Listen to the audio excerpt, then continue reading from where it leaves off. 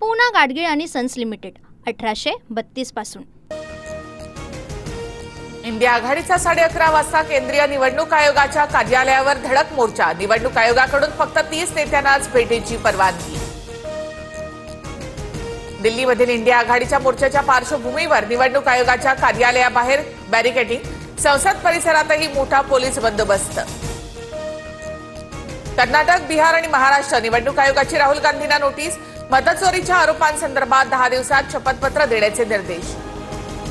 अमोल कीर्तीकरांची लोकसभेची जागा निवडणूक आयोगाच्या मदतीने चोरली। संजय राऊतांचा आरोप, 50 ते 60 लोकसभा मतदारसंघात घोटाळा झाल्याचा दावा, तर आम्हाला चोर म्हणाल तर उत्तर देणारच, नरेश मस्केंची टीका।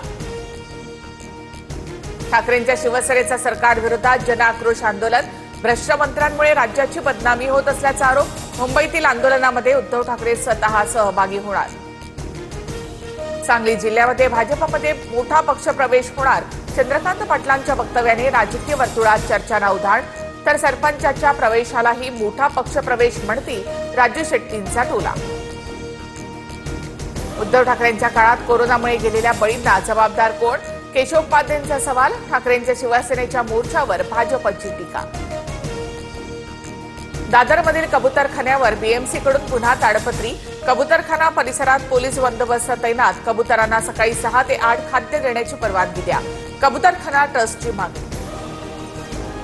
कोल्हापुरातील महादेवी हत्तीणीबाबत सुप्रीम कोर्टामध्ये बुधवारी पुढील सुनावणी। महादेवीला वनतारामधून पुन्हा नांदणीमध्ये आणण्याच्या कायदेशीर पर्यायाची माहिती कोर्टाला दिली जाईल। मुख्यमंत्री फडणवीस आज लातूरच्या दौऱ्यावर। फडणवीसांच्या हस्ते गोपीनाथ मुंडेंच्या पूर्णाकृती पुतळ्याचं अनावरण। कार्यक्रम पत्रिकेत उपमुख्यमंत्री शिंदेंसह अजित पवार यांचंही नाव। पंतप्रधान मोदींच्या हस्ते नवी दिल्लीतील खासदारांसाठी बांधण्यात आलेल्या नव्या इमारतीचं उद्घाटन। इमारत कामगारांशी देखील मोदी संवाद साधणार। बुलडाण्यामध्ये संजय गायकवाड यांच्या संवाद बैठकीमधील बॅनरवरून शिंदेंच्या फोटोसह पक्षाचं नाव आणि चिन्हही गायब। बॅनरचा विषय नाही, शिंदे आमच्या काळजात, गायकवाड यांचं स्पष्टीकरण। अंबाबाईच्या मूळ मूर्तीचं दर्शन आजपासून 2 दिवस बंद। देवीच्या मूळ मूर्तीवर पुरातत्व विभागाकडून संवर्धन प्रक्रिया होणार। पुढचं युद्ध लवकर होऊ शकतं, तयार राहावं लागणार। संपूर्ण देशाला एकत्र येऊन लढायचं आहे, भारतीय लष्कर प्रमुख जनरल उपेंद्र द्विवेदी यांचं विधान। आम्ही बुडत राहिलो तर अर्धे जग सोबत घेऊन जाऊ, क्षेपणास्त्रांची कमतरता नाही, पाक लष्कर प्रमुख असीम मुनीरची भारताला अणुहल्ल्याची धमकी। केरळहून दिल्लीला जाणाऱ्या विमानाचं चेन्नईमध्ये इमर्जन्सी लँडिंग वेळी दुसरं विमान समोर आल्यामुळे विमान पुन्हा हवेत उडवलं। थोडक्यात अपघात टळला, काँग्रेस खासदार के.सी. वेणुगोपाल यांची माहिती।